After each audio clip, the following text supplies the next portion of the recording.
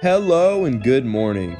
You are now tuned in to Chalk Radio with your hosts Chris Murphy, Ryan Gray, Sarah Lychok, and Patrick Meisberger. Today you are in for a sweet inside scoop on part 3 of Shoeless Joe, written by W.P. Kinsella. Part 3 is a quest that begins when J.D. Salinger and Ray Kinsella are looking for a man by the name of Archibald Graham, also known as Moonlight Graham. His nickname Moonlight can symbolize immortality or eternity, which can be a flashback to his ball playing, but it can also foreshadow his existence throughout society even after he is dead. Part 3 begins with J.D. Salinger and Ray Kinsella looking for a man by the nickname of Moonlight Graham. They're planning to find Moonlight Graham in Chisholm, Minnesota. Chisholm derives from the Norman French word meaning cheese, meaning to choose, and home meaning meadow. These being placed together, our setting can lead us to the chosen meadow. Kinsella further conveys to the readers that Chisholm is in fact a chosen meadow, for it reminds him of a pasture rooted and rerouted by giant hogs.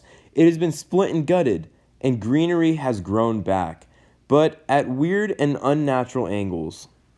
Well, that's all that I have for you guys while analyzing part 3.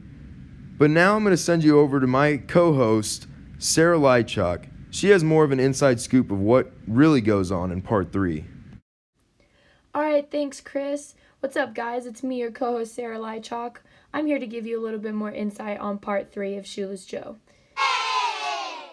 In How to Read Literature Like a Professor, snow carries a symbolic meaning of cleanliness, unification, or a suffocating blanket. In Shoeless Joe, it is symbolic of unification when we meet the character Eddie Sisson.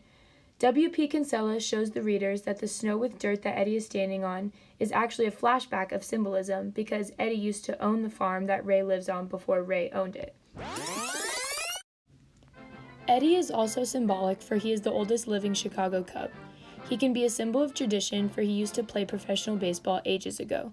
His nickname Kid created a doppelganger effect for he is the oldest living Chicago Cub. And now, since this is Chalk Radio, let's send it over to my handsome boyfriend, Ryan Gray, who has more for you guys. Oh, right. Thanks, babe. But I just want to add that I believe Ray to be seen as a power figure. I mean, just think about how he is potentially bringing all these people back from the dead into real-life experiences. Although they are seen as famous baseball players that Ray loves, they could also allude to himself and his hidden characteristics that come out through them. For example, when Ray meets Archibald Graham in the middle of his walk on a sleepless night, Graham states how baseball is just a small part of his life, and Chisholm is his favorite place in the whole world with his wife Alicia.